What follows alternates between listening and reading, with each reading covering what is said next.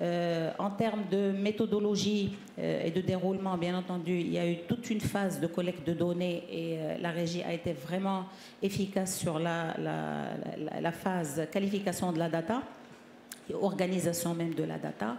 Les bureaux d'études ont pu récupérer tout ce qu'il fallait pour pouvoir faire les analyses, mais il y a aussi eu une phase de prise de mesure au niveau de chacun des établissements, avec la mobilisation quand même de 3 bureaux d'études et presque 9 équipes d'enquêteurs sur place. Qui ont subi disons des ateliers de cadrage pour pouvoir être sur un monitorage qui soit un petit peu le même pour toutes les équipes, en dépit de la disparité du leadership des ingénieurs conseils. Il y a eu traitement et analyse et exploitation des données, bien entendu. Aujourd'hui, on a quand même la chance d'avoir des plans d'action avec des investissements identifiés pour une mise à niveau de ces établissements-là. Donc je passe, il y a eu mobilisation d'un certain nombre d'équipements de mesure, notamment des enregistreurs de débit à ultrasons pour détection des fuites et je passe pour pouvoir mesurer les débits au niveau de tous les équipements de fourniture d'eau au niveau de ces établissements-là. Donc, en termes de type d'établissement, on a eu quand même une grosse part sur les bâtiments publics en termes d'administration, puisqu'on a ciblé 40 administrations, puisqu'on a l'obligation aujourd'hui d'exemplarité de l'État. Et donc, on s'est dit on doit être sur un ratio 90% en termes de bâtiments publics et 10% pour le privé. Et on a pris vraiment un pilote. On a été sur 20 mosquées, puisqu'on a quand même une assise qui nous impose une exemplarité religieuse. Et donc, on a été sur ces mosquées pour voir un petit peu quel est le potentiel de valorisation. On a été sur 5 hôpitaux, 5 centres de santé, 10 hôtels, 10 lycées et 10 collèges. Et puis, sur le traitement, je passe. On est aujourd'hui sur un certain nombre de documents qui ont été partagés via le comité de suivi et le conseil de la région.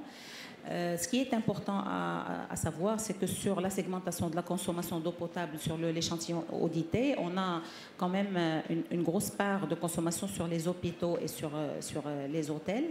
Et en termes d'évolution de la consommation, ce n'était pas systématique sur l'évolution entre 2018 et 2021. Il y a eu le Covid entre les deux. Donc, on a été sur des comparaisons avec des années de référence qui peuvent être un peu significatives.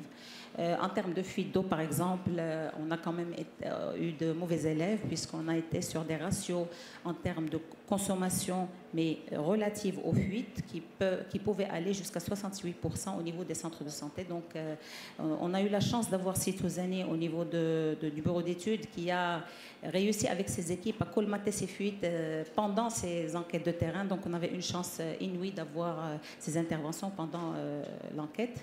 En termes de potentiel d'économie d'eau potable, c'est-à-dire d'eau distribuée, les bureaux d'études ont évalué un potentiel quand même de 38%. Donc ça dit à quel point on a une marge de manœuvre par rapport à l'économie d'eau. Et puis, ils ont même évalué le potentiel d'économie d'eau souterraine au niveau des puits, moyennant un certain nombre d'équipements à mettre en place au niveau des pompes. Et on pouvait aller jusqu'à 29%. En termes de perspective, globalement, on a bien entendu identifié des actions urgentes et une des actions les plus urgentes était le colmatage des fuites d'eau puisque c'était des dysfonctionnements qui étaient quasiment les mêmes sur la quasi-totalité de l'échantillon. L'installation de compteurs au niveau des puits, c'est systématique et ça permet une économie de l'eau importante. L'installation d'horloges sur les pompes de puits et puis les actions de sensibilisation. Mais on va voir un peu qu'il y a une grosse différence entre une sensibilisation de masse et une sensibilisation ciblée. En termes d'action à moyen terme, on a pu identifier la nécessité d'un projet de démonstration pour récupérer les eaux d'ablution, puisque c'est des eaux qui sont valorisables et elles représentent un potentiel important, notamment au niveau des mosquées qui ont des espaces verts et qui peuvent être utilisés en arrosage. Il y a tout ce qui est installation de limiteurs de débit, de limiteurs de pression.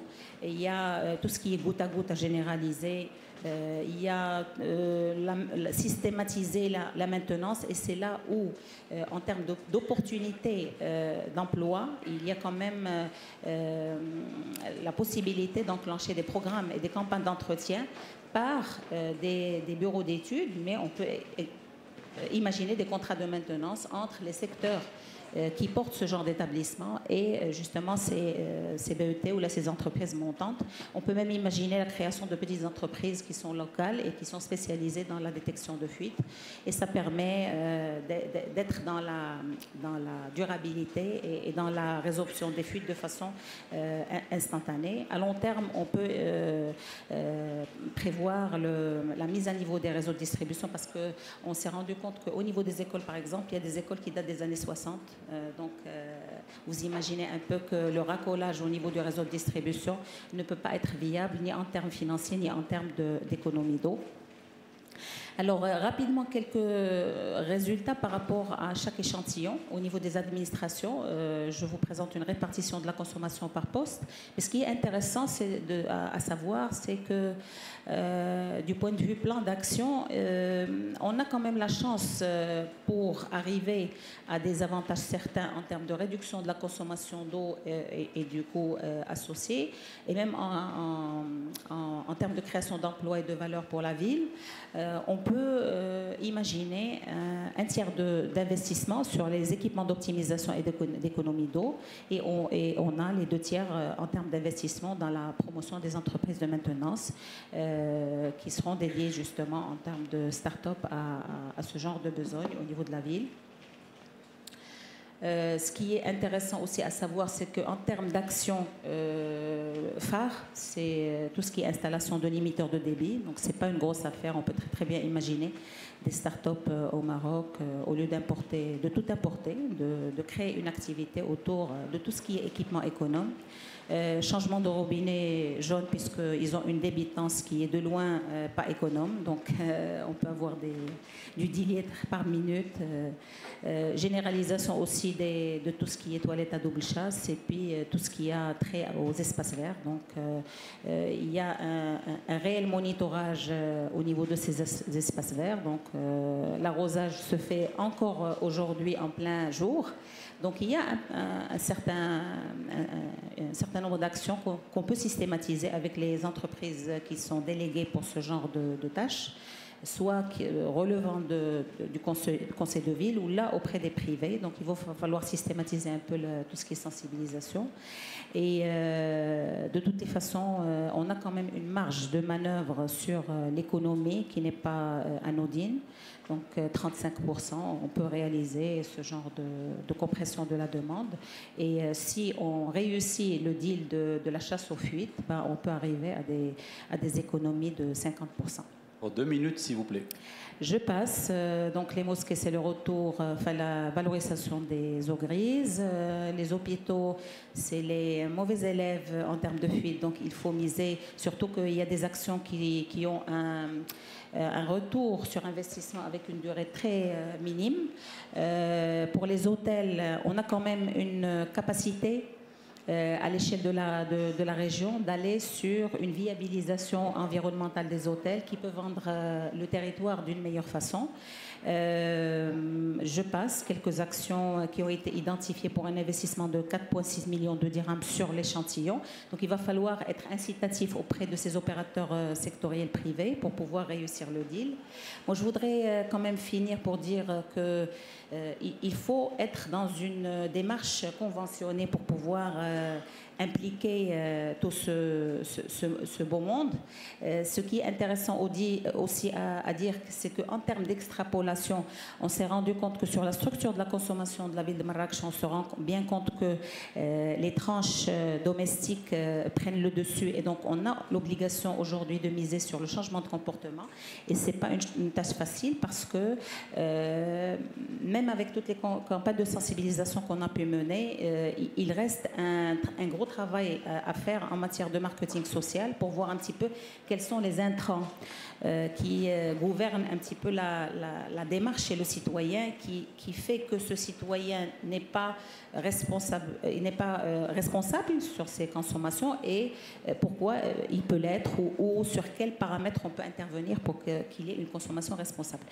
En termes de capitalisation, c'est important puisqu'on est là pour partager un retour d'expérience. Ce qui est intéressant aujourd'hui, c'est qu'au-delà de toutes les études, ce qui est sûr, c'est qu'on doit avoir la chance d'avoir un cluster local qui va marcher sur le plan de la gouvernance, mais qui va être capable de le rester dans la durée. Donc, c'est ça le deal. Et on a eu la chance au niveau de la région d'avoir justement un nombre important d'initiatives qui ont fait que justement cet exercice de réussite de la gestion de la demande s'est fait avec l'émergence de cet écosystème favorable. L'approche techniciste est dépassée aujourd'hui. On doit penser à une co-construction qui appelle quelque part la responsabilité sociétale des opérateurs. Je vais finir sur dire qu'aujourd'hui, on doit miser sur des valeurs sûres telles que le leadership intégrateur. Quand je parle de leadership intégrateur, c'est le leadership qui est porté par le politique, certes, mais qui intègre tous les opérateurs sectoriels, y compris le simple citoyen. On doit miser aussi sur l'éducation parce que c'est la jeune génération qui va être les décideurs de demain. Et puis, on doit tabler sur la technologie parce que on a quand même au niveau de la région la chance d'avoir un écosystème entrepreneurial qui est assez dynamique. On a un incubateur de start-up qui est Emerging Business Factory, qui a commencé les premiers hackathons en faveur de l'eau à partir de 2019. Aujourd'hui, on est sur une AI Africa, c'est une association qui milite justement pour l'eau et il va y avoir un atelier au niveau du GITEX vendredi, Inch'Allah, pour essayer de primer les meilleures pratiques ou les meilleures propositions pour l'eau. C'est pour ça qu'il s'agit de AI for Africa. Je vais finir, si vous le permettez, Sifikret, pour dire qu'au niveau de la région, on a eu quand même la chance d'avoir un certain nombre d'initiatives, tant sur le plan de la planification stratégique que sur le plan opérationnel, puisqu'il y a eu sur la planification la prise en compte de tout ce qui est impact changement climatique sur l'eau. Et donc, on a aujourd'hui la chance d'intégrer tout l'écosystème d'élaboration du plan d'adaptation et de développement climato-résilient de la région de Marrakech-Safi. On a également le grand projet de Marrakech-Ville. C'est un projet qui est porté par le PNUD et qui est porté par le ministère de la Transition énergétique et du développement durable. On a également la chance d'avoir un grand projet, c'est Marrakech-Ville durable, qui viabilise deux grands projets, les éco-écoles, c'est-à-dire la mise à niveau environnemental des écoles par rapport à cet aspect efficience hydrique, mais également la mise à niveau des espaces verts de la ville en adoptant des espèces endémiques plutôt que le gazon. Et puis on a un grand projet avec l'urbanisme sur l'économie circulaire de l'eau en milieu urbain qui cible l'élaboration d'un référentiel édictant les principes d'efficience en matière de gestion de l'eau. Et on remercie la GIZ de porter ce projet avec le département de l'urbanisme. Et on a aussi la chance d'avoir un collectif qui est l'Observatoire aujourd'hui, qui veut jouer ce rôle de relais entre les opérateurs sectoriels et le simple citoyen. Et par exemple, depuis le 5 février, on est nouveau, mais on a quand même établi un petit baromètre qui montre clairement que 92... C'est une ONG, vous êtes une association. Oui, c'est une association. Okay. Mais aujourd'hui, on a mené un premier baromètre qui montre clairement que 92% des gens considèrent que la gestion de l'eau est une affaire de l'État ou du conseil de ville. C'est dire à quel point la tâche est ardue de pouvoir impliquer tout ce beau monde autour de la gestion locale. Je cite l'OPM parce que c'est des gens qui militent beaucoup pour les éco-écoles, donc l'Observatoire de la Palmeraie de Marrakech.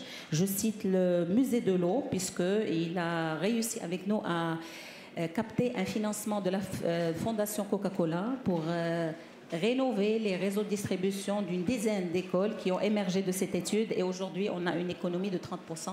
Donc, on se réjouit un petit peu de ce résultat. Parfait. Merci beaucoup. Parfait. Merci beaucoup, Madame Alran. Merci. Merci pour votre exposé, votre passion pour ce que vous faites et pour les résultats concrets que vous obtenez. Merci beaucoup.